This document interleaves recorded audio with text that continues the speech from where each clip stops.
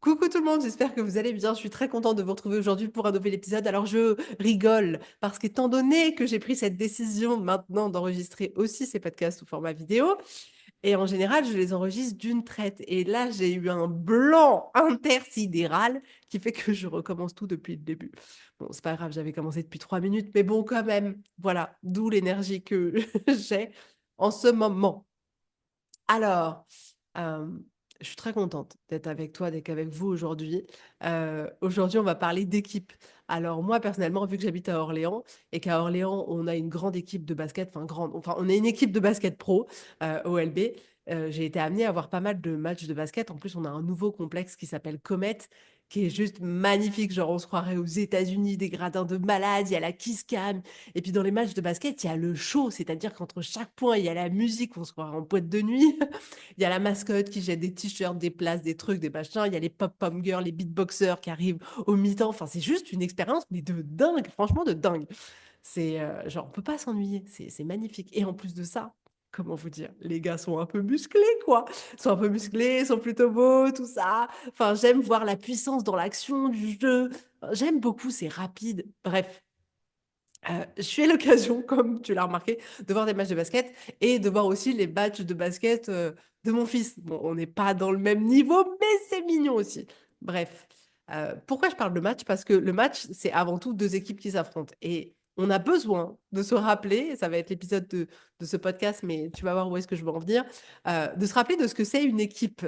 Quand on joue un match de basket, c'est quoi? On a un objectif commun. On a l'objectif commun de gagner le match. On a l'objectif commun de mettre le plus de points.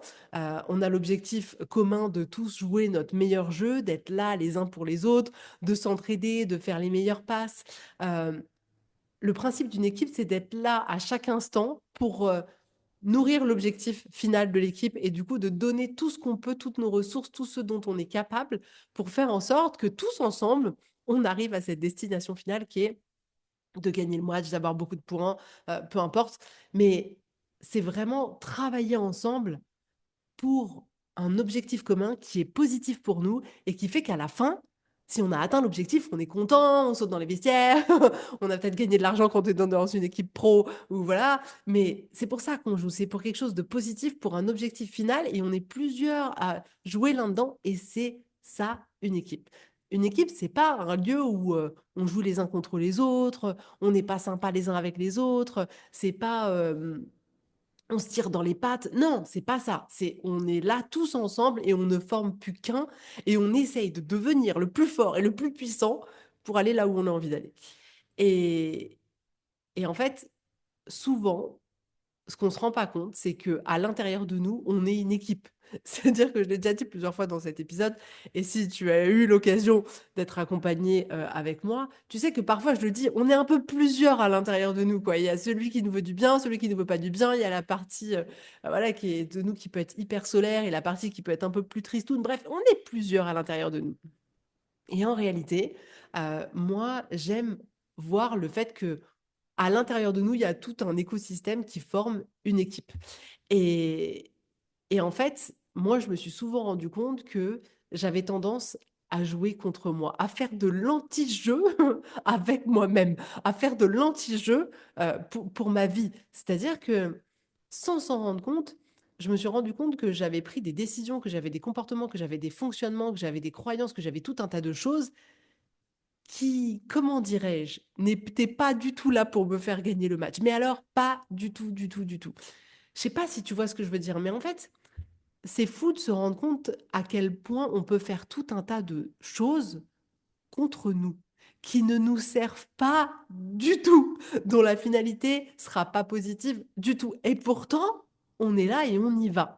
Et en fait, c'est pour ça que j'avais envie de faire cet épisode-là, parce qu'en en fait, on se rend tellement pas compte, on se rend tellement pas compte que on est censé être dans notre équipe et que la grande majorité du temps, on n'est pas dans notre équipe du tout. On est là pour nous faire perdre. Et ça fonctionne. En fait, ça fonctionne et c'est pour ça qu'on se retrouve à pas du tout avoir la vie qu'on a envie. C'est pour ça qu'on se retrouve coincé dans des relations qui ne nous servent pas du tout. C'est pour ça que on n'arrive peut-être pas à créer dans notre vie ce qu'on aimerait créer parce qu'on fait un anti-jeu de malade. Parce qu'en permanence, au lieu d'être là pour se soutenir, pour jouer ensemble, pour aller plus loin, on est là pour se fouetter, se fouetter, se fouetter encore et encore. Je vais te donner des exemples pour peut-être que ça te parle un peu plus parce que voilà, moi j'aime bien mettre des images, mais parce que c'est comme ça que je comprends bien les choses. Donc j'ai tendance à imager beaucoup les choses, mais je me dis que peut-être tout le monde n'a pas le même fonctionnement que moi. Donc je vais essayer d'y mettre un peu plus d'exemples. Mais ce serait par exemple ne pas demander de l'aide. En fait, par exemple, si tu es dans une équipe et que tu as besoin de ton coéquipier, il vienne t'aider, tu lèves le bras, genre vas-y, viens, et je te passe la balle et tout. Nous, parfois, quand il s'agit de demander de l'aide, non. Alors moi, je suis la championne du monde dans cette catégorie. Dans cette catégorie. Je l'avais certainement déjà dit dans cet épisode, mais je me souviens qu'à l'époque où je me suis mis avec Guillaume, quand on était tout jeune, c'était genre, quand il me proposait son aide, je refusais systématiquement, quoi. Genre, mais même pour rentrer chez moi, alors que ça m'aurait pu me permettre de rentrer plus rapidement, de rentrer en sécurité, j'étais là, genre, non, non, c'est bon, je me débrouille moi-même, quoi. Et moi, j'ai eu un vrai problème avec le fait de demander de l'aide, d'accepter ne serait-ce que l'aide des autres. C'est-à-dire que là, je le demandais même pas. Mais voilà, ne pas demander d'aide, ne pas accepter l'aide des autres, à quel moment ça sert notre équipe? Jamais, jamais.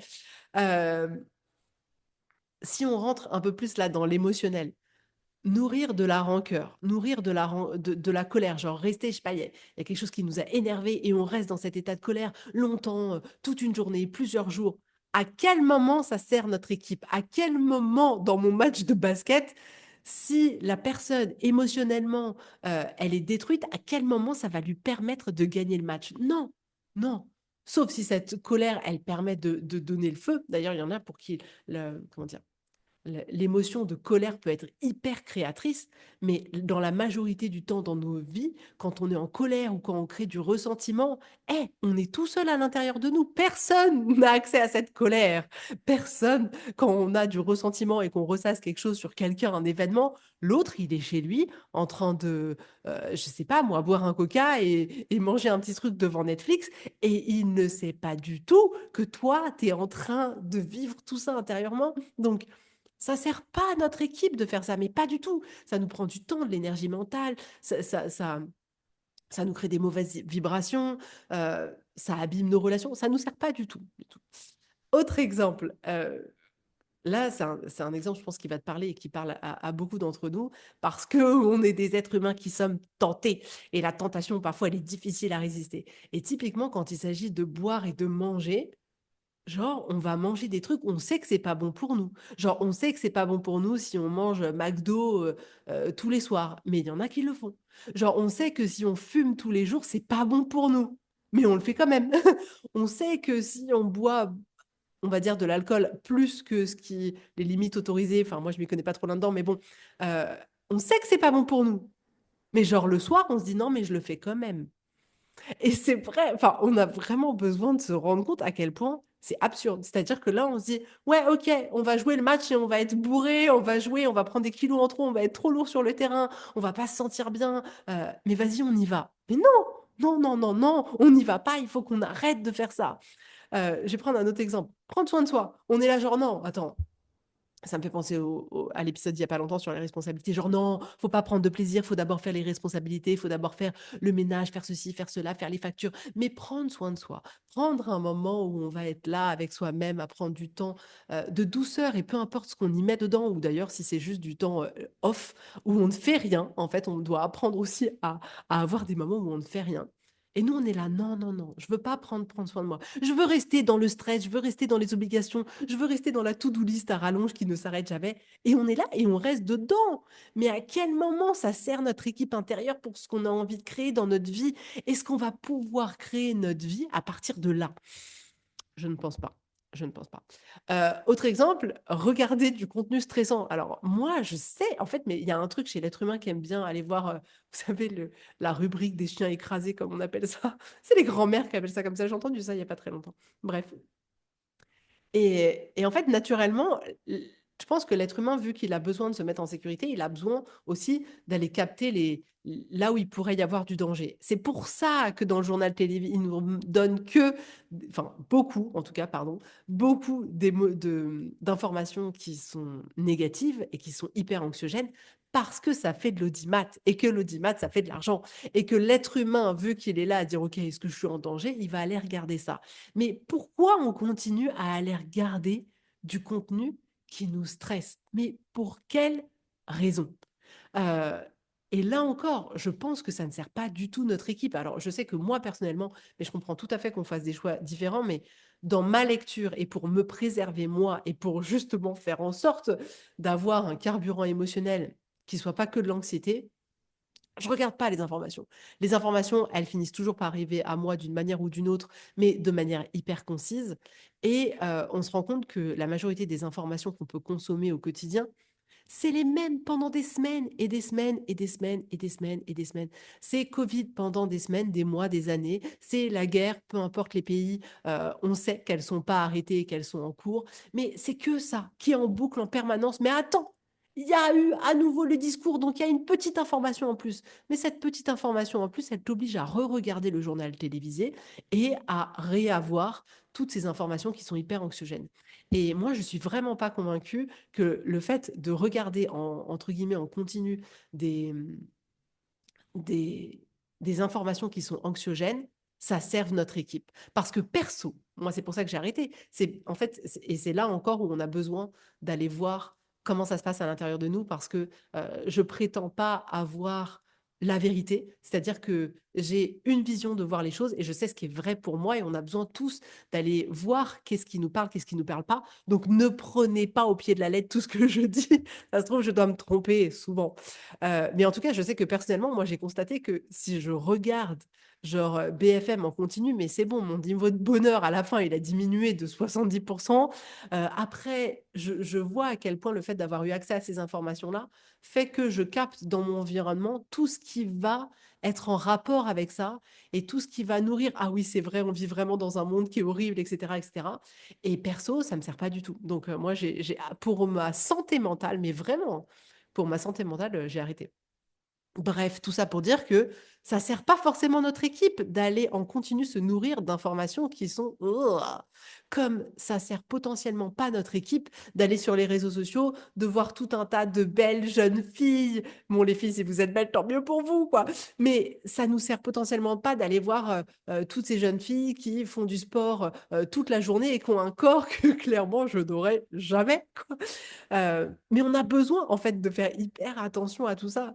Je vais prendre un autre exemple. Alors ça, je pense qu'on y est tous confrontés, mais le fait de se dévaloriser et le fait de se juger. À quel moment ça sert notre équipe? À quel moment dans un match de basket, tu vois, j'allais dire Michael Jordan, mais il joue plus. Wembanyama qui est là et qui dit à son coéquipier, mais t'es trop nul, tu devrais pas jouer, tu vas jamais y arriver de ta vie. Non, il dit pas ça. Il dit pas ça, il soutient, il dit vas-y, c'est pas grave, viens, on continue et je te fais une passe et réessaye de le faire. Non, nous, on fait pas ça pour nous-mêmes. Nous, on se dévalorise, on se juge, on dit qu'on n'est pas capable, on tire des conclusions pour le reste de notre vie en disant bah non, mais ça, c'est impossible, ça pourra jamais changer, jamais je pourrai être quelqu'un qui est tel. Tel poids si vous avez envie de perdre du poids. Jamais je pourrais être quelqu'un qui monte une entreprise parce que vraiment on m'a toujours dit que j'étais que ceci. Jamais je pourrais être quelqu'un d'organisé parce que voilà, j'ai toujours été désorganisée. Et on tire des conclusions sur nous-mêmes et on se juge qu'on n'est pas capable, qu'on n'est pas assez, qu'on n'est pas ceci, qu'on n'est pas cela. À quel moment ça sert notre équipe? Hmm, jamais, je ne pense pas. Et dans un match de basket, ils ne font pas ça. Ils se soutiennent. Et d'ailleurs, j'avais vu une vidéo que j'avais adorée. C'est dans Instagram, il y a des catégories. Et alors, je vous l'avais déjà dit dans cet épisode, enfin, dans ce podcast, je crois, j'ai une catégorie drôle. Je vous jure, c'est trop bien. Quand ça va pas, je mets toutes les petites vidéos de ma playlist drôle. Et à chaque fois, ça me fait exploser de rire et ça me fait du bien. Et j'ai une playlist genre motivation. Et dans cette playlist motivation, j'avais vu justement encore un match de basket. Euh, C'était un match de basket, donc j'allais dire avec deux jeunes, mais logique. Et en fait, c'est un match de basket pro et il y en a un, il loupe son panier et il commence à baisser la tête. Et puis en plus, il y a une musique hyper motivationnelle derrière, j'adore. Et là, on voit son coéquipier qui arrive et qui lui relève la tête, genre vas-y, garde la tête haute et avance. C'est ça, être dans son équipe. C'est se soutenir, venir et dire vas-y, relève la tête et vas-y, t'inquiète, moi je crois en toi. C'est ça qu'on veut. On veut pas se juger, se dévaloriser en permanence. Non. De la même manière qu'on ne le ferait pas dans son équipe de basket, on ne le fait pas dans son équipe personnelle, dans son écosystème. Heu, si, un autre exemple où on n'est pas forcément, dans son équipe, c'est qu'on suit pas nos envies, on suit pas notre intuition, on suit pas forcément nos rêves. C'est des genres de choses qu'on met de côté et on n'écoute que le cérébral. Mais on a besoin de cette part d'aller rêver, d'aller oser voir grand, d'aller aussi se connecter à notre intuition. Dans un match de basket, c'est parce que le gars, il se dit: «Vas-y 3 points là, ça passe et j'y vais». C'est parce qu'il voit un truc potentiellement un peu difficile, mais qui se dit: «Vas-y, j'y vais, je crois en moi et je fonce». C'est parce que dans un match de basket, il y en a un qui va suivre son intuition en disant: «Vas-y, je vais faire ça, là, je sens que je vais marquer le panier et je vais faire telle passe et c'est mon coéquipier qui va marquer le panier». C'est parce qu'il écoute son intuition que ça fonctionne. Mais on a besoin de ça. Le gars qui fait le match de basket, il est entre en, pro, en NBA, Wembanyama, par exemple. Il est là parce qu'il a rêvé, parce qu'il a été dans son équipe et qu'il s'est dit: «Mmh, est-ce que je me dis que moi, je vais rester un petit et je ne vais jamais aller dans la cour des grands parce qu'en fait, c'est hyper rare, parce qu'en fait, il y en a pas beaucoup qui sont pris, parce qu'en fait, ceci, parce qu'en fait, cela. Non, il s'est dit, vas-y, je rêve, vas-y, viens, on fait tout et on essaye d'y arriver. C'est ça le truc. Je sais pas si tu vois ce que je veux dire. En tout cas, tu dois ressentir mon enthousiasme, mais on a besoin d'être dans son équipe et la majorité du temps, on joue contre soi. On fait pas les choses qui sont bonnes pour nous, on fait pas les choses qui nous apportent, on fait au contraire des choses qui nous dévalorisent, des choses qui nous font pas nous sentir bien, qui effectivement nous mettent dans un état émotionnel qui est pas agréable. On prend pas les décisions qui nous permettraient de créer la vie qui vraiment est celle qu'on a envie de vivre. Euh, et ça, c'est pas être dans son équipe. Alors, évidemment, on fait pas ça pour rien. Déjà, l'être humain voit de manière négative à 80%. Et ça nous a servi à une époque parce que on était vraiment en danger, entre guillemets, en permanence et on avait besoin d'aller capter tous les dangers. Aujourd'hui, c'est pas vrai. Quand on sort de chez nous, pour la majorité d'entre nous, c'est pas le cas pour tout le monde, mais pour la grande majorité d'entre nous, quand on sort de chez nous, on se dit pas, est-ce que je vais mourir aujourd'hui? Non, on sait à peu près qu'on va rentrer ce soir et que la vie, elle va continuer et qu'elle va suivre son cours. Mais notre cerveau, lui, il va faire toujours l'exercice d'aller chercher ce qui est négatif. Donc, c'est pour ça qu'on a tendance à tomber dans ces travers un peu obscurs. Après, euh, sur tout un tas d'autres exemples que je vous ai donnés, on a tendance à agir comme ça parce que c'est par habitude. Genre, on est habitué, je sais pas, moi, par exemple, 4 fois par semaine à aller au McDo le midi avec nos collègues. Bon, bah voilà, c'est une habitude, c'est comme ça, on n'y pense pas. On est habitué à fumer notre cigarette à chaque pause quand on va au boulot, à boire notre verre de vin tous les soirs, notre 2 verres, 3 verres, peu importe. On se pose même plus la question et c'est juste une habitude, c'est juste quelque chose qui est là et qu'on perpétue encore et encore. Euh, donc voilà pourquoi on a tendance à rester dans ces schémas-là sans même s'en rendre compte. Euh, on est aussi là-dedans parce qu'on mime en fait, on mime les autres, on mime les autres êtres humains qui sont autour de nous. Ok, tout le monde mange de cette manière-là, tout le monde achète des paquets de gâteaux, tout le monde mange je sais pas quoi, tout le monde fume des cigarettes par exemple, c'est intéressant ça aussi. On a fait diminuer la consommation de cigarettes et il y a de plus en plus de gens qui vapotent et en fait c'est un effet de mode, c'est ah bah regarde, il y a l'autre qui vapote, oh ça a l'air sympa, non, je sens, la dernière fois je suis passée et puis je sais pas, il y a Guillaume qui me dit waouh, genre on était en pleine nature, hein, improbable. Il me dit waouh, ça sent hyper bon et tout. Et puis ça sentait une odeur sucrée et tout ça. Et en fait, je passe et je lui dis, ah non, mais c'est une odeur de barbe à papa. Et en fait, il y a quelqu'un qui avait dû passer avec sa cigarette électronique et on avait été. Et c'est agréable. Donc je comprends en fait que les gens soient tentés, genre, ah, puis en plus, vous fumez des trucs, ça sent bon. À l'époque, ça sentait pas bon. Et là, aujourd'hui, ça sent bon. Attendez, venez, on fume tous une petite cigarette électronique. Mais on fait que ça. On fait que ça, mimer. Les gens ont tendance à être dans la rancœur, peut-être, à parler les uns sur les autres. Du coup, on va se mettre à faire pareil, alors qu'au départ, c'était peut-être pas forcément notre truc. Et voilà. On mime notre environnement, on mime ce qu'on a vu étant petit, ce que nos parents nous ont appris de par leur comportement, et nous, on fait pareil. Et on mime bah, nos amis, les gens avec qui on travaille, etc. D'où le fait de l'importance des gens qui nous entourent. Bref. Euh, pourquoi on fait ça aussi? Parce que on n'a pas envie de faire d'efforts et qu'en réalité, parfois, prendre ce chemin qui est un peu plus sain pour nous, eh ben, ça demande des efforts parce que ça demande de sortir de schémas qui sont là, qui sont ancrés, qui sont inconscients, qui sont automatiques. Et vu que le cerveau aime pas faire d'efforts, eh ben, on retourne sur cette autoroute qui est hyper facile, hyper fluide, mais qui n'est pas forcément l'autoroute qui nous sert et qui n'est pas forcément l'autoroute dans laquelle on est dans notre équipe. Euh, Bref, en réalité, il y a tout un tas de raisons qui font que on se comporte de cette manière-là. Et finalement, je peux vous en citer d'autres, même le fait que on nous a appris que la vie, elle était dure. Donc nous, on a tendance à sans s'en rendre compte, à vivre une vie difficile parce que la vie est censée être difficile. Bref, il y a tout un tas de raisons. Mais c'est finalement pas le plus important de trouver les raisons. Moi, je trouve ça toujours intéressant de se questionner de pourquoi on fait ça, parce que ça me permet de me rendre compte dans ma vie qu'est-ce qui a pu le déclencher. Mais en vrai, le plus important, c'est de prendre conscience. Prendre conscience de est-ce qu'on est dans son équipe ou pas.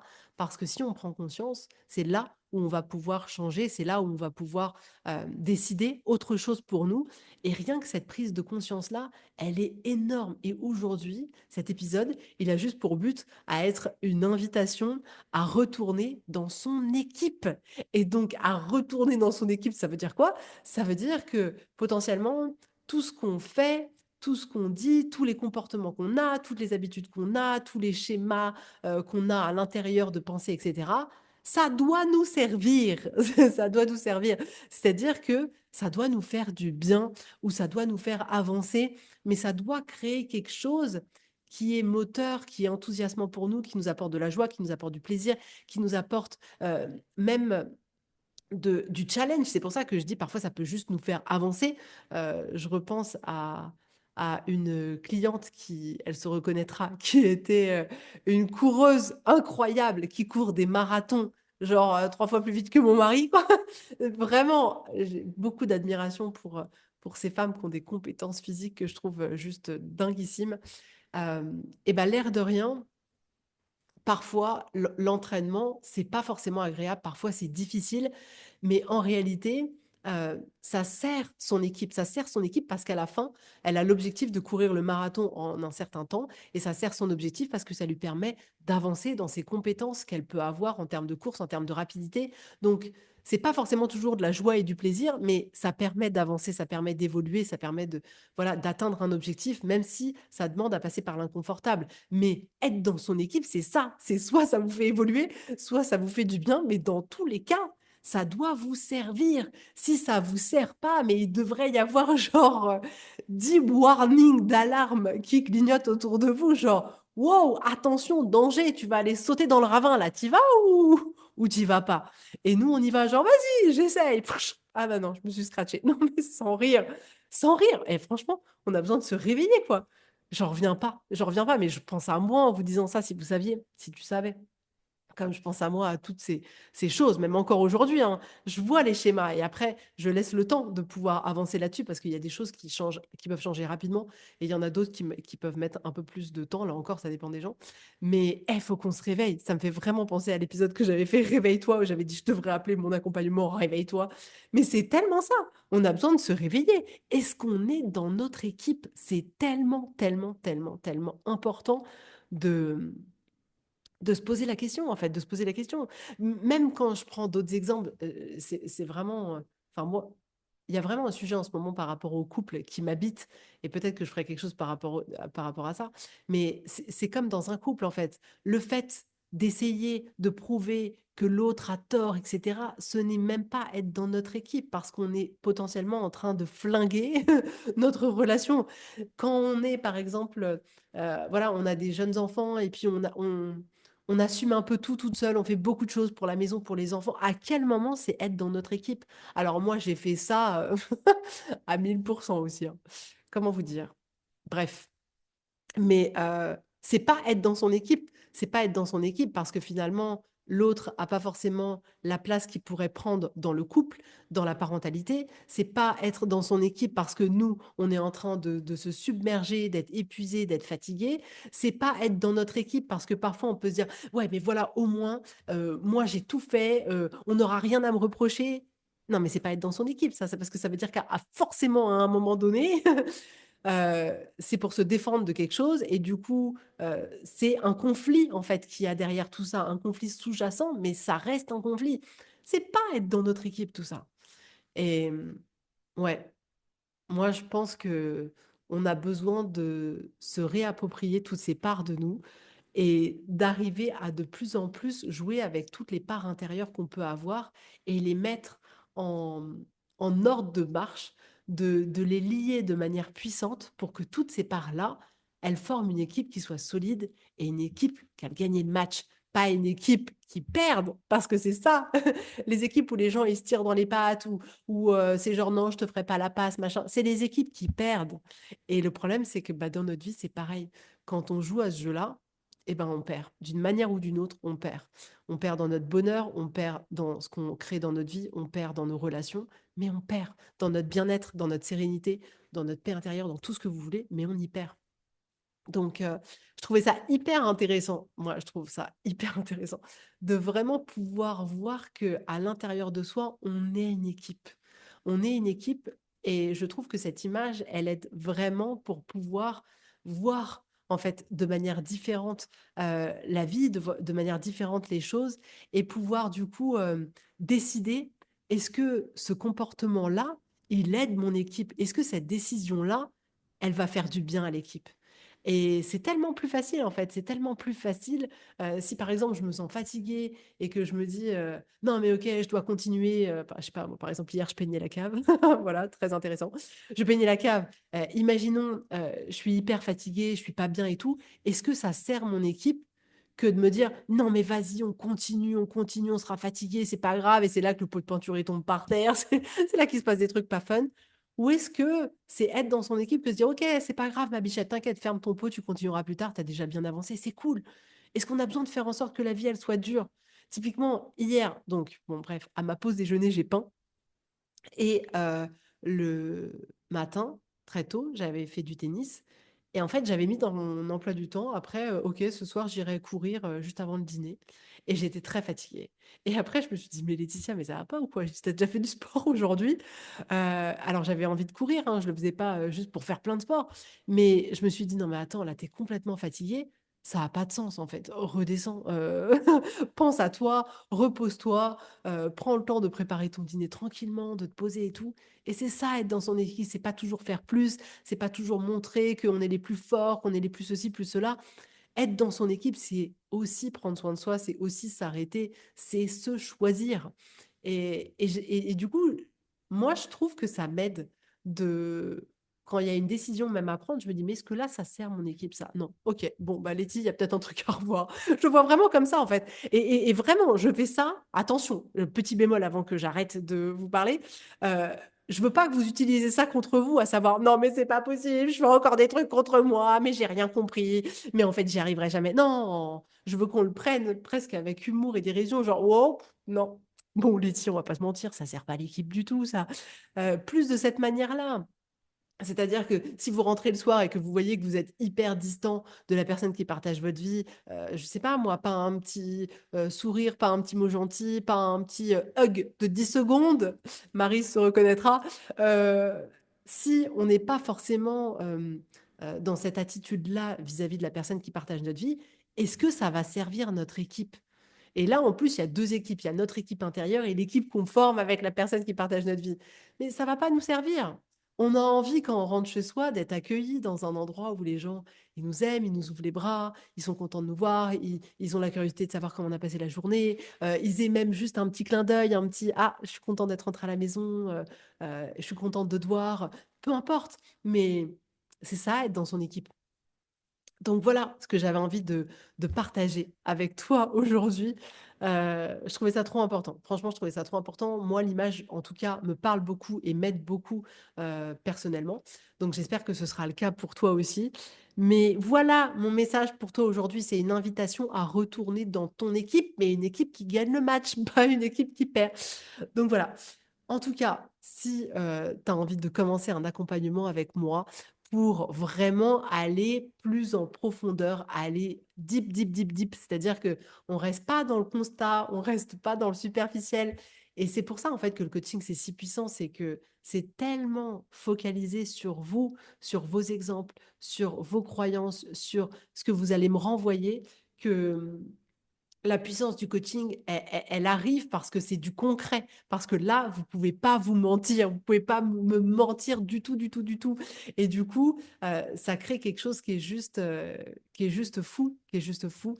Donc, moi, j'adore parce que c'est vraiment dans des espaces dans lesquels je vous vois vous transformer, mais de manière, wow, gigantissime. Je sais que je suis très, très pas douée pour exprimer ce que je fais comme métier et les avantages. Je suis pas la nana qui va pouvoir faire des trucs marketing hyper bons. D'ailleurs, ça me dessert.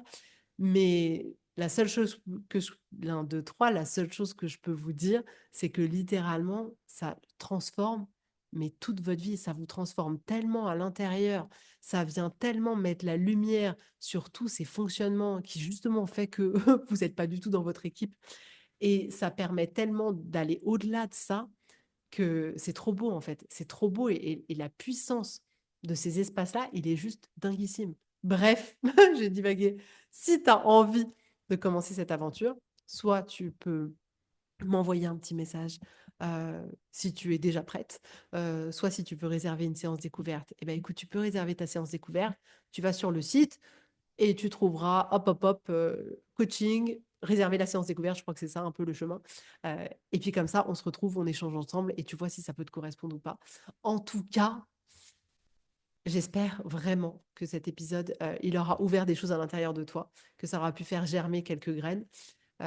Et puis moi, je te souhaite une super belle journée, un très bon week-end et je te dis avec grand plaisir à la semaine prochaine. Bisous, bisous, bye bye.